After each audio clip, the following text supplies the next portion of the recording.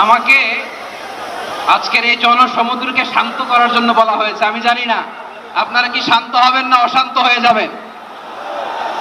প্রিয় সুধী, মার্চ করতে যে লাথি গুতা ঠেলা উষ্টা সব আমরা খেয়েছি, তারপরেও আজকের এই সোহরাওয়ার্দী উদ্যানের এই গণজামায়াতে এই জনতার মহাসমুদ্রে উপস্থিত হয়ে আমরা বুঝতে পেরেছি আজকের এই মহাসমুদ্র জনসমুদ্র ফিলিস্তিনের প্রতি, আল আকসার প্রতি বাংলাদেশের জনগণের ভালোবাসার বহিঃপ্রকাশ।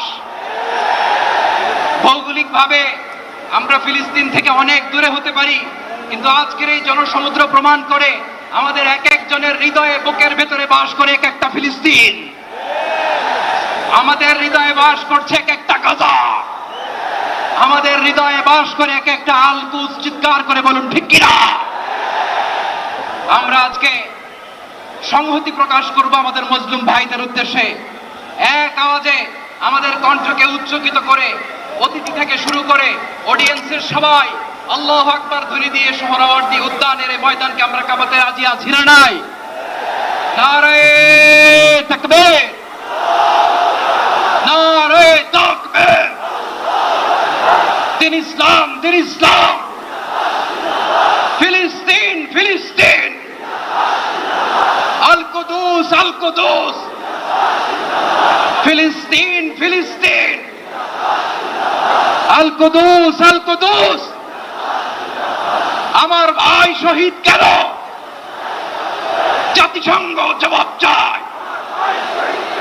গাজায় গণহত্যা কেন? জাতিসংঘ জবাব চায়।